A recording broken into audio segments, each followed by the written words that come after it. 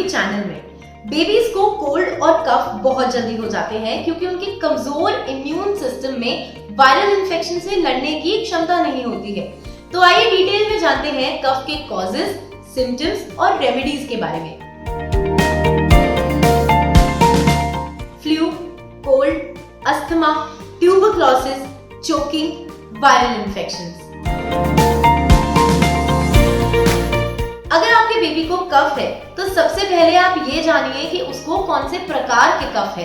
4 प्रकार की खांसी होती है जो बच्चों को प्रभावित कर सकती है, जैसे कि वेट कफ। गीली खांसी तब होती है जब फेल्गिम और fluid secretion lower respiratory tract में जमा हो जाता है, जिसमें श्वास नाली और फेफड़े शामिल होते हैं। ड्राई कफ ये एक टूटी हुई खांसी होती है जो बेबी में इन्फ्लुएंजा या फिर कोल्ड के संक्रमण के कारण होती है।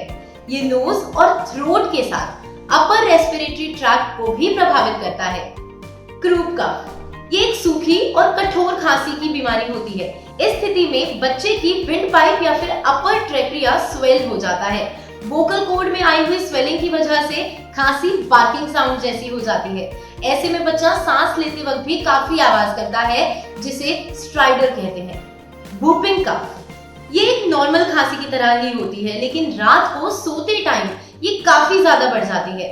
इस स्थिति में बच्चे को सांस लेने में भी दिक्कत होती है। इन बताए गए साइंस और सिम्टम्स को नोटिस करते ही आप बच्चे को तुरंत डॉक्टर के पास ले जाएं। Wheezing rapidly, turning blue, difficulty in breathing, any cough if baby is younger than 4 months, runny nose and fever, grunting, retracting and expanding their belly. If the child has recovered from cold and fever but still there are bouts of coughing. If the child is less than 1 year and cough along with breathing difficulty, then it might be bronchiolitis, loss of appetite or weight. Breast milk आप अपने baby को breast feed जरूर दें, क्योंकि breast milk में वो सब essential antibodies होती हैं जिसमें बीमारियों से लड़ने की क्षमता होती है। मसाज आप एक पैन में हाफ कटोरी कोकोनट ऑयल लें, एक पर्ल ओनियन, एक बीटल स्टीम और 2 से 3 बेसिल लीव्स डालकर उसे अच्छे से पकाएं। गैस स्टोव से उतारकर उसमें 1 पिंच कैम्फर डाल दें। इस इन्फ्यूज्ड ऑयल को रूम टेम्परेचर पर लाकर अपने बेबी की नेक और चेस्ट पर लगा दें। इससे बेबी को काफी आराम मिलेगा। टर्मरिक पेस्ट थोड़ी सी हल्दी को पानी में मिलाकर उसकी पेस्ट तैयार कर लें। फिर उस पेस्ट को बेबी के फीट, चेस्ट और फोरहेड पर हल्के हाथ से लगा दें। हल्दी की गर्मी म्यूकस को सुखा देती है और राहत प्रदान करती है। सूप अगर आपका बेबी 6 मंथ्स का है या फिर उससे बड़ा है तो आप अपने बेबी को वार्म सूप भी दे सकती हैं। चिकन सूप से बच्चे को कोल्ड, कफ और कंजेशन से काफी आराम मिलता है। टमेटो और गार्लिक सूप से बेबी का इम्यून सिस्टम भी काफी स्ट्रॉन्ग हो जाता है। कैरेट जूस में कोलाइन और बीटा कैरोटीन होता है, जिससे बच्चे को अस्थमा में आराम मिलता है। कैरेट जूस को बॉइल्ड वाटर में डाइल्यूट करके ही दें, लेकिन 6 मंथ से छोटे बेबी को ये बिल्कुल भी ना दें। हनी जिंजर और तुलसी का जूस एक्सट्रैक्ट करके उसमें थोड़ा सा हनी डालकर अपने बेबी को दें।